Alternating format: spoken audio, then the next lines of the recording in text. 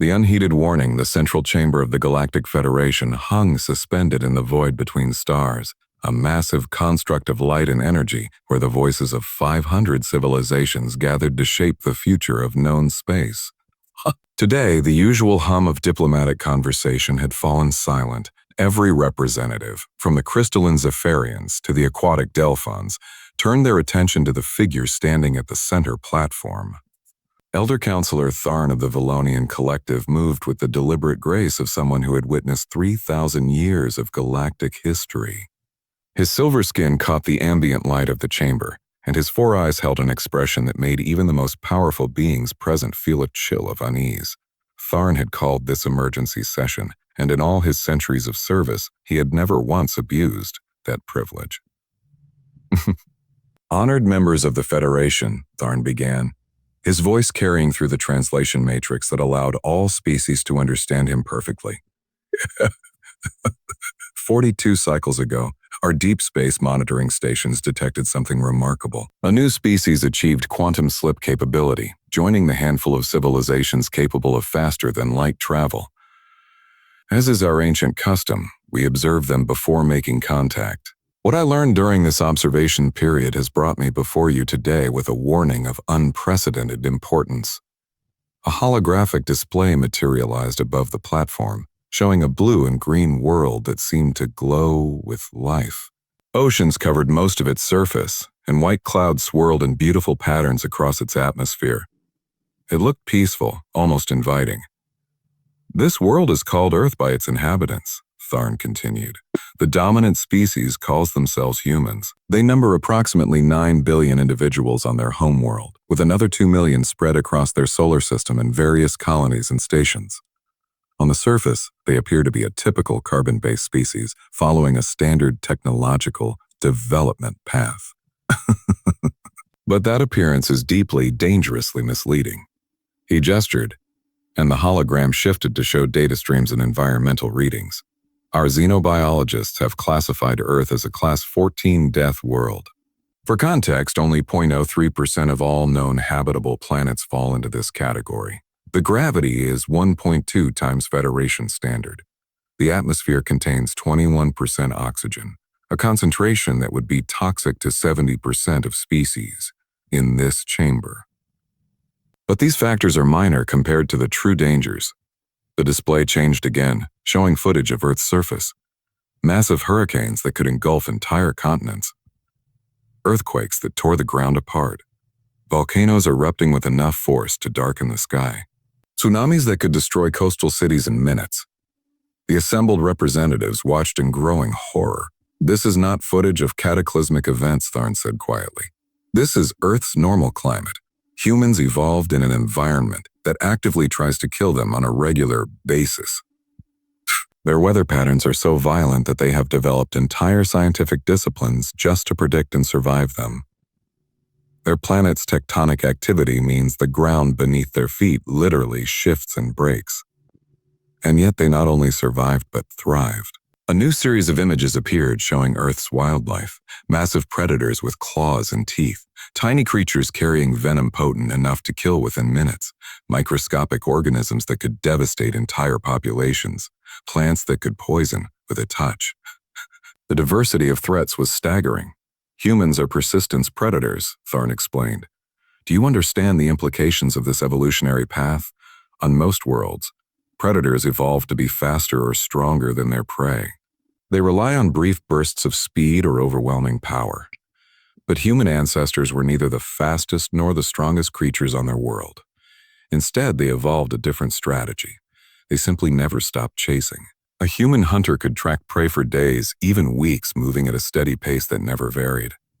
The prey would run, rest, run again, but the human just kept coming. Eventually, the target would collapse from exhaustion, and only then would the human claim their kill. Counselor Vex of the Dominion Alliance rose from his seat. He was an imposing figure, representing a civilization that had dominated 12 sectors for 8,000 years. His species, the Korthans, were known for their military prowess and their certainty in their own superiority. Elder Tharn, Vex said, his voice carrying a note of barely concealed impatience, With all due respect to your experience, I believe you are attempting to frighten this council with stories meant for younglings. Yes, these humans come from a harsh world. Yes, their evolution is unusual. But we have encountered predator species before. The Korthans themselves were apex predators on our home world. We evolved past our violent instincts and became civilized. These humans have already demonstrated peaceful intentions. 6 months ago, they made contact with our border patrol and offered trade and cultural exchange. They have been nothing but cooperative and friendly. I see no reason for alarm. Tharn's expression remained calm, but those who knew him well could see the frustration in his eyes. Hi, Chancellor Vex, you have completely missed my point. I am not warning you about human violence. I am warning you about human psychology. Let me show you their history, and perhaps you will begin to understand. The holographic display shifted to show human civilization across thousands of years, cities rising and falling, empires expanding and collapsing, wars fought with primitive weapons, then more advanced ones, then weapons of terrible sophistication. The images showed humans fighting humans again and again in conflicts that raged across their entire world. In their most recent global conflict, barely 200 years ago, they developed weapons capable of destroying all life on their planet, Tharn said. Nuclear fission devices with yields measured in megatons.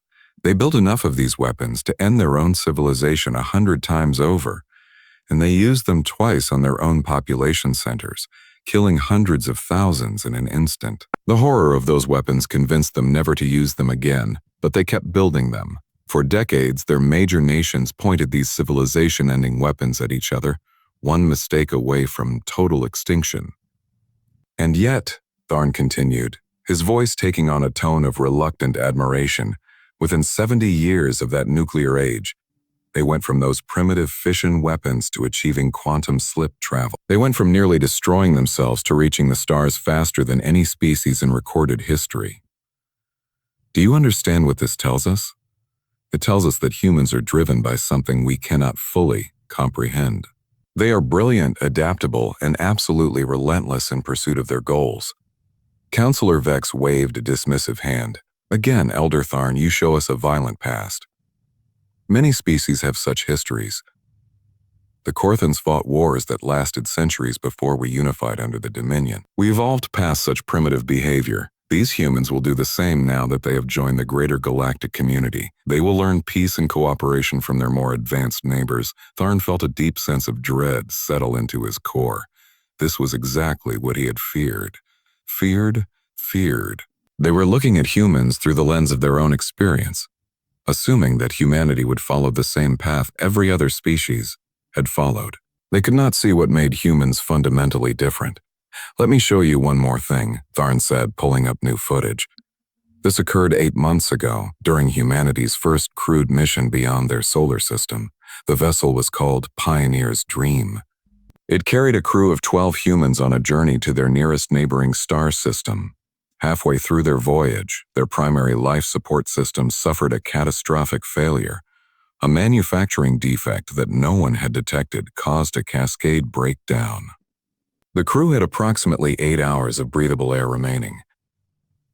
The hologram showed the interior of the human vessel. The crew moved with organized purpose despite the clear signs of stress on their faces. They were pulling apart wall panels, accessing computer systems, and spreading components across every available surface. By all logical standards, they should have accepted their fate, Tharn said quietly. Their backup systems were damaged beyond repair.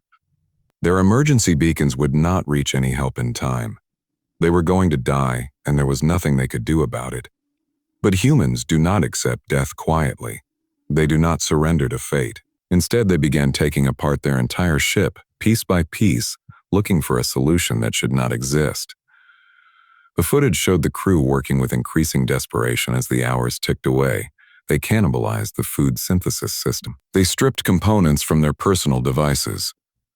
One crew member even removed their prosthetic leg and began extracting parts from it. With less than 20 minutes of air remaining, Tharn continued, they created a functional life support system using parts that were never designed to work together. The chief engineer, a woman named Dr. Rachel Torres, managed to rig a carbon dioxide scrubber using the food synthesizer's chemical processors, the ship's water reclamation filters, and the power cell from that prosthetic leg.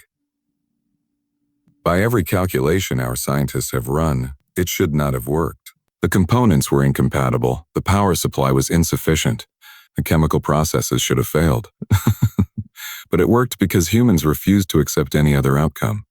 The chamber had fallen completely silent. The hologram showed the Pioneer's dream limping back to Earth's solar system weeks later, its crew alive against all odds. "This is what I am trying to warn you about," Tharn said, his voice carrying the weight of his concern. "In this galaxy, most species evolved as prey animals or herd creatures. When faced with overwhelming threat, our instinct is to submit, to negotiate, or to flee. It is why our conflicts end quickly. It is why we have maintained relative peace for so long. We understand when we are defeated, and we accept it. But humans evolved as both predator and prey. They have no submission instinct. When threatened, they fight. When cornered, they fight harder. When defeated, they retreat only to return with a new strategy.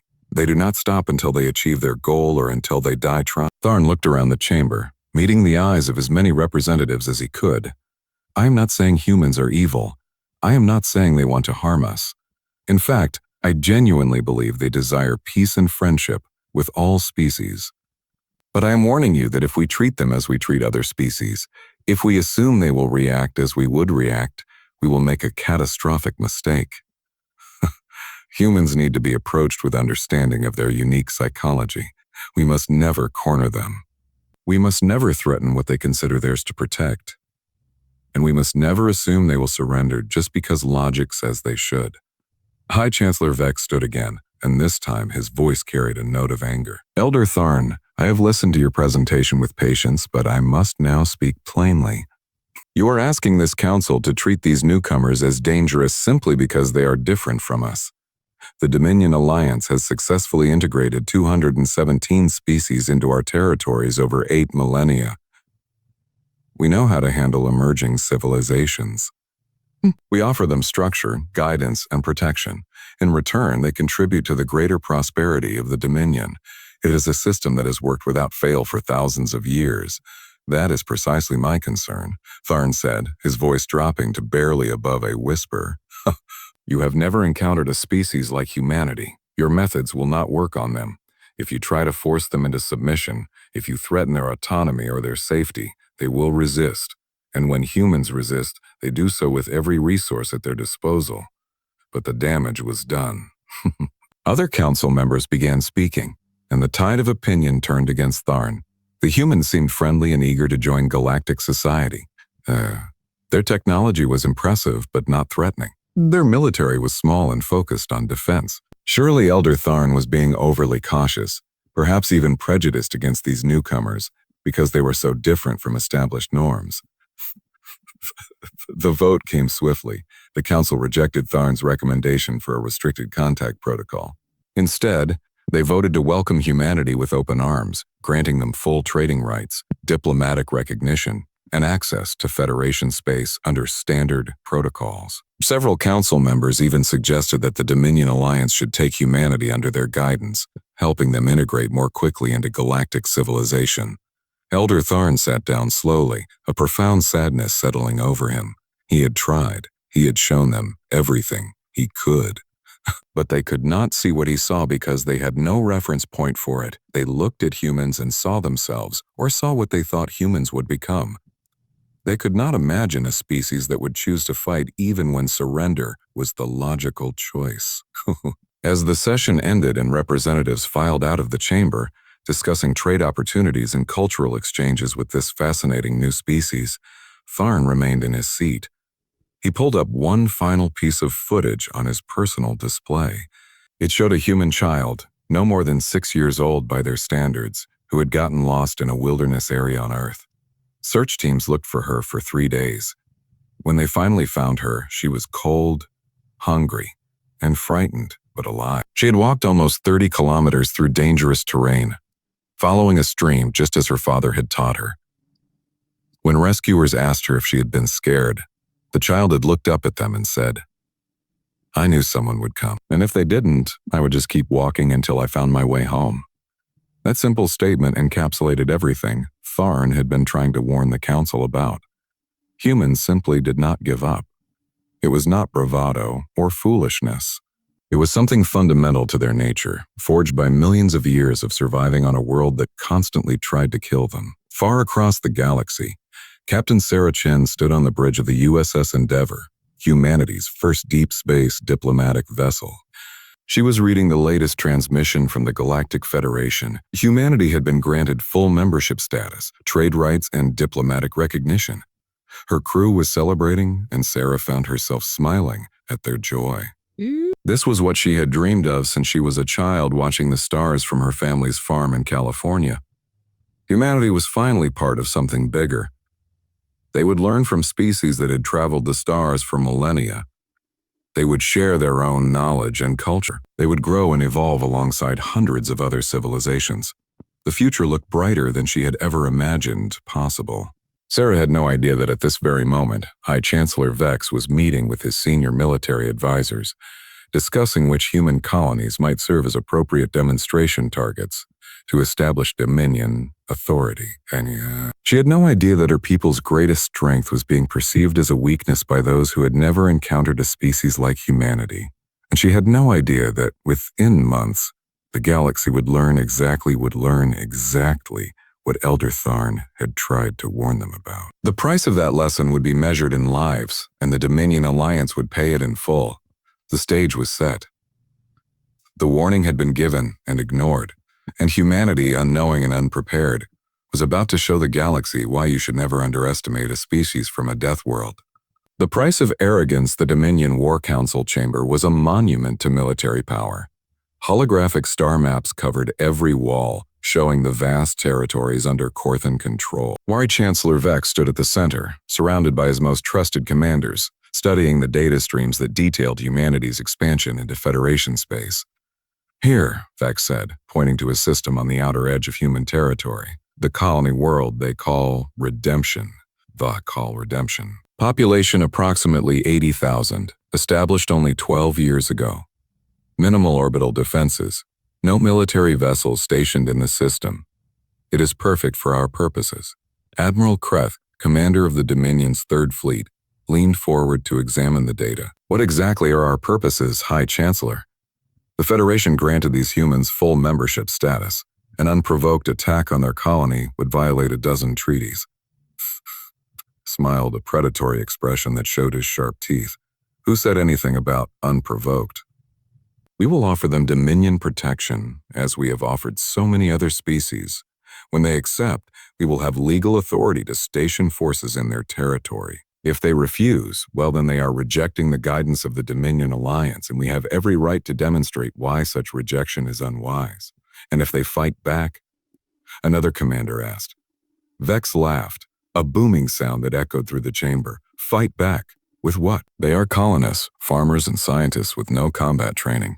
We will deploy 15,000 shock troops. Even if every human on that world took up arms, they would be outnumbered and outgunned. This will be over in days, perhaps hours.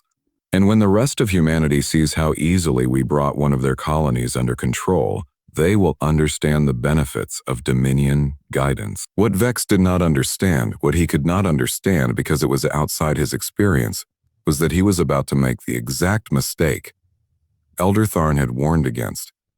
He was about to threaten what humans considered theirs to protect. He was about to corner them and expect submission. And he was about to learn why that was a fatal error in judgment. 3 days later, the Dominion fleet emerged from quantum slip above Redemption. 12 warships, each capable of reducing a city to ash from orbit. High Chancellor Vex stood on the bridge of his flagship, the Dominion's Fist, and looked down at the peaceful blue and green world below. Open a channel to the surface, he commanded.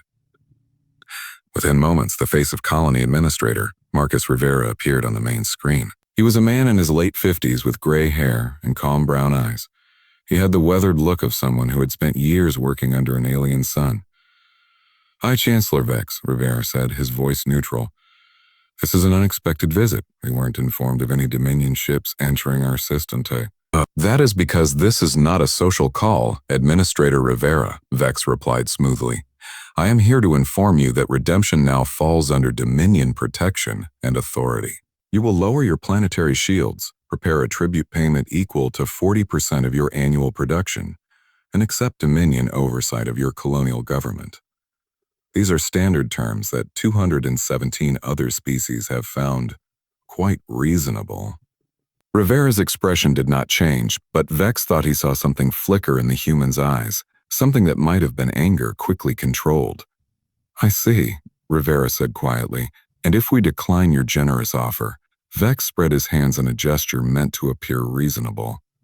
Then I will be forced to demonstrate why Dominion protection is preferable to Dominion displeasure. I have 15,000 troops ready to deploy. You have no military force at all. I strongly suggest you accept reality, Administrator. I am giving you 72 hours to make your decision. Use that time wisely. He cut the transmission, confident that he had made his position clear. In his experience, 72 hours was more than enough time for any reasonable species to recognize an unwinnable situation and submit. What Vex did not know was that the moment the transmission ended, Rivera activated every emergency system in the colony. Alert signals went out across Redemption using codes that every colonist had memorized, but hoped never to use. Hidden transmitters shielded from detection began broadcasting distress signals toward Earth and other human colonies, using quantum communication methods the Dominion had not yet detected. And across the colony, 80,000 people began to prepare. Dr. Elena Vasquez ran the colony's primary research facility. She held 3 doctorates in engineering and had come to Redemption to study the unique properties of the planet's mineral deposits. When the alert came through, she immediately understood what it meant. She gathered her team in the main laboratory. People, we have 72 hours to turn every piece of equipment in this facility into something that can help defend our home, she said, her voice steady despite the fear she felt. Mining lasers can be modified into directed energy weapons. Industrial fabricators can produce armor plating. Chemical processors can manufacture explosives. We're scientists and engineers. We know how things work. Now we need to figure out how to break them in useful ways. Similar scenes played out across Redemption. The agricultural collective began moving food and water into hidden storage facilities. The medical center converted half its space into a triage center and began stockpiling supplies. The small spaceport's maintenance crews started fortifying the control center and setting up defensive positions. But the most significant preparations happened among Redemption's veterans. Like most human colonies, Redemption had its share of former soldiers. People who had served in Earth's various military forces before coming out to the stars seeking a new life. They were farmers now, teachers, shopkeepers, and mechanics, but they remembered their training. James Park had been a Marine Corps sergeant before retiring to Redemption 5 years ago. He was 63 years old, but when the alert came through, he felt his body shift into combat mode as if he had never left the service. He went to his home's basement and opened a secured case, pulling out the rifle he had kept carefully maintained, despite having no use for it. By the time he walked outside, his neighbors were already gathering. He saw other veterans carrying weapons that should have been museum pieces. He saw civilians carrying hunting rifles and industrial tools. He saw teenagers and grandparents, all with the same determined expression. We need to evacuate the children first, Park said, and everyone nodded immediately. There was no debate, no discussion needed. Get them to the northern caverns. They'll be safe there. Then we organize into teams. Veterans take leadership positions. We teach everyone else the basics. We have 72 hours to turn colonists into soldiers. A young woman named Sophie Martinez raised her hand. She was 24, a botanist with no military experience. Mr. Park, I don't know how to fight. I don't know if I can do what you're asking. Park looked at her with understanding in his eyes. Sophie, they're threatening our home. They're threatening our families. You don't need to know how to fight. You just need to be willing to stand up and say no. We'll teach you the rest. Across Redemption, the same conversation repeated. People who had never held a weapon learned how to aim and fire. Engineers taught crash courses in demolitions and trap setting. Edists prepared for mass casualties. And every single person on that colony, made the same choice. They would not surrender. They would not submit. They would stand and fight, no matter the odds. Administrator Rivera spent the 72 hours coordinating everything. He ensured the children reached safety. He worked with Dr. Vasquez's team to distribute improvised weapons. He organized supply lines and communication networks. And he recorded a message, encrypting it with every security protocol humanity possessed, addressed to Captain Sarah Chen and the USS Endeavour. Captain Chen, by the time you receive this, Redemption will likely be under attack. The Dominion Alliance has demanded our surrender and submission to their authority. We have refused. I know the regulations say we should have sought diplomatic resolution. I know Earth Command will question our decision. But we are not just colonists. We are humans. And humans do not surrender when bullies make threats. If we fall, tell our story. Make sure the galaxy knows that Redemption stood its ground. And if you can send help, please hurry. Rivera, out. The 72 hours passed quickly. When High Chancellor Vex opened communications again, he expected to see a defeated Administrator Rivera ready to discuss terms of surrender. Instead, he saw the same calm face as before. Have you made your decision, Administrator? Vex asked. We have, Rivera replied. Redemption rejects Dominion authority. We ask you to leave our system peacefully. There is no need for violence. Vex felt a flash of irritation. This was unusual, but not unprecedented. Some species needed a demonstration before they understood reality. Very well, Administrator. I will target your northern industrial complex with orbital bombardment. Perhaps the destruction of your production facilities will help you reconsider your foolish position. High Chancellor, Rivera said, and for the first time, emotion entered his voice. You are about to make a terrible mistake. You think we will break because we are outnumbered. You think we will surrender because resistance is illogical. You are wrong. This is your last chance to leave peacefully. Vex almost laughed. Are you threatening me, Administrator? With what? You have no weapons, no military, nothing but empty words. Rivera's expression hardened, and Vex saw something in the human's eyes that made him uncomfortable, though he could not say why. We have something you lack, High Chancellor. We have people who refuse to be slaves. You wanted to see what humans are capable of. You are about to find out. The transmission ended. Vex sat back, genuinely puzzled by the human's stubborn refusal to accept obvious reality. Well, a small demonstration would fix that problem. Weapons officer, target the northern industrial complex. Fire when ready. The Dominion's fist unleashed a barrage of energy weapons that lit up Redemption's sky. The northern industrial complex, with its factories and processing plants, disappeared in fire and smoke. It was a measured strike, designed to destroy infrastructure while minimizing casualties. In Vex's experience, such demonstrations convinced any reasonable species to surrender immediately. But instead of a surrender transmission, Vex received something else. It was a broadcast on all frequencies, sent not just to his fleet but into the wider galaxy. And it was not Administrator Rivera who spoke. It was an old man with silver hair and eyes that had seen combat. My name is James Park, the man said calmly. I speak for the people of Redemption. To any humans who can hear this, we are under attack. The Dominion Alliance has demanded our surrender, and we have refused. We call for aid, but if aid does not arrive in time, we will show these aliens what it means to fight Earth's children. We will make them pay for every meter of ground. We will make them remember Redemption forever. The old man smiled, and it was not a friendly expression. And to High Chancellor Vex, I say this. Today you learn why humans do not surrender. Today you learn what happens when you threaten our homes and our families. Today you learn that some species would rather die fighting than live on their knees. Come and take our world if you can. And take our world if you can. But know that every step will cost you blood. Vex stared at the transmission in disbelief. They were still defying him after seeing his power. It made no sense. His tactical officer interrupted his thoughts. High Chancellor, sensors detect movement across the colony. The humans appear to be fortifying positions and deploying what look like weapon systems. Then we go to the surface, Vex said, anger creeping into his voice. Deploy all 15,000 troops. We will occupy their settlements. and they will learn to obey. As his forces prepared for ground deployment, Vex felt completely confident. His soldiers were among the best trained in the galaxy, equipped with advanced armor and weapons. The humans were just colonists, farmers, and scientists playing at being soldiers. This would be over quickly, and then the rest of humanity would understand the futility of resisting Dominion authority. The first wave of drop ships descended toward Redemption's main settlement, New Hope.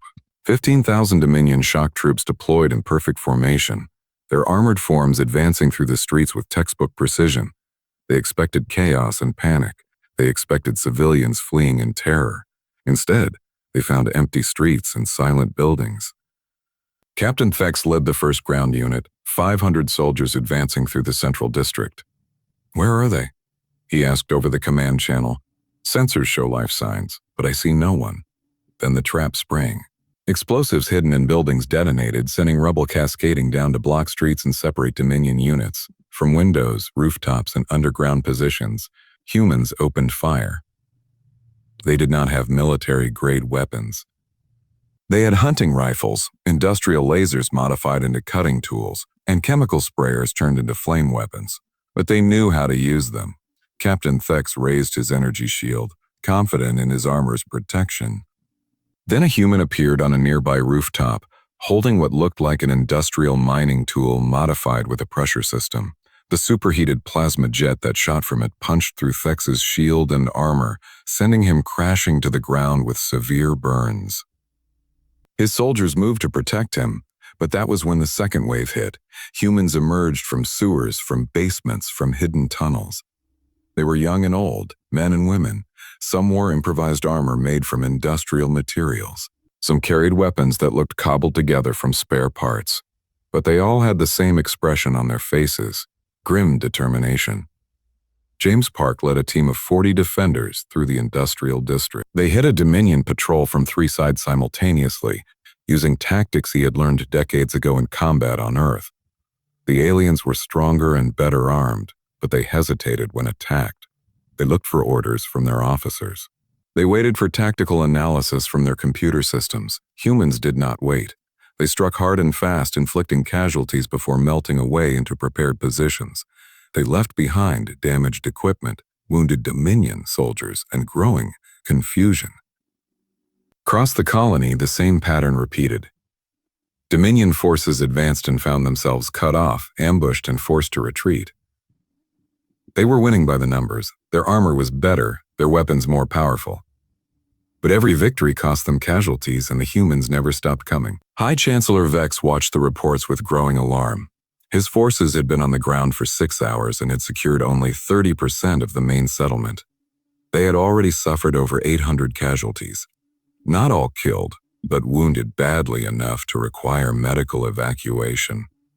And more disturbing, the wounded Dominion soldiers were being treated by human medics and returned under flags of truce, along with polite messages from Administrator Rivera requesting peaceful withdrawal.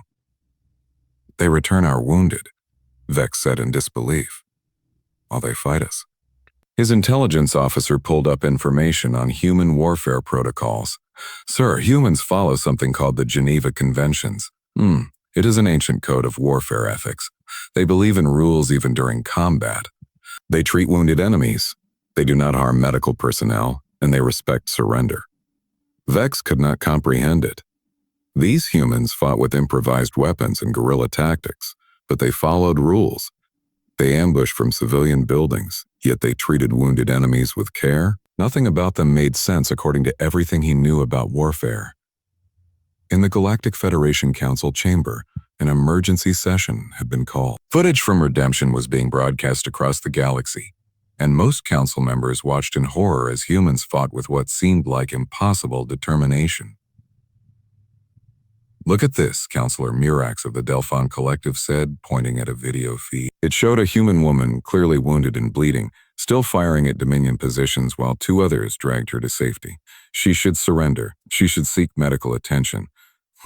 Why does she keep fighting? Elder Counselor Tharn stood slowly, his ancient eyes sad but unsurprised. "Because you are not watching criminals or fanatics, Counselor Mirax. You are watching mothers and fathers, grandparents and neighbors fighting to protect their children and their homes. You are watching what happens when you threaten a pack-bonding species family. But they cannot win, another counselor protested. The Dominion has superior numbers and technology. This is suicide. No, Tharn said quietly, his voice heavy with the weight of prophecy fulfilled. This is humanity. They know they might lose, they fight anyway. This is exactly what I tried to warn you about. You did not listen. Now you are watching the consequences. On the surface of Redemption, Administrator Rivera worked from a hidden command center deep underground. He was coordinating the defense, managing resources, and keeping track of casualties. The numbers were bad. Over 2,000 humans wounded or dead. But they had stopped the Dominion advance. The enemy controlled less than 40% of the settlement, and their casualty rate was climbing. A priority message came through on the emergency channel. Rivera's hands shook slightly as he opened it. It was from Captain Sarah Chen. Administrator Rivera, this is the USS Endeavor. We received your distress signal. We are 4 hours out with a fleet of 38 vessels. Colonial defense ships, merchant vessels armed with whatever we could mount, and every human ship within 3 light years. Hold on. We are coming. Rivera felt tears sting his eyes, but he blinked them away. 4 hours. They just had to hold for 4 more hours. He opened a colony-wide channel. People of Redemption, this is your administrator. Help is coming. Human ships are 4 hours away. We just need to keep fighting a little longer. I know you are tired. I know you are scared. But look around you. Look at what we have accomplished. We are farmers and scientists, engineers and teachers. We are not soldiers, but we are humans, and humans do not break. 4 more hours. We can do this. Across the colony, exhausted defenders heard his words and found new strength. They checked their improvised weapons, reloaded their ammunition, and prepared to hold their positions, not because they were warriors, not because they were heroes, but because they were human, and humans protected their own. High Chancellor Vex stood on the bridge of his flagship, staring at the tactical display in growing horror. His forces were bogged down on the surface. His casualty rate was approaching 40%, and now his sensors were detecting multiple quantum slip signatures at the edge of the system. Human reinforcements were arriving. For the first time in 8,000 years of Dominion history, Vex was facing something his species had never encountered. An enemy that refused to surrender no matter how logical surrender might be.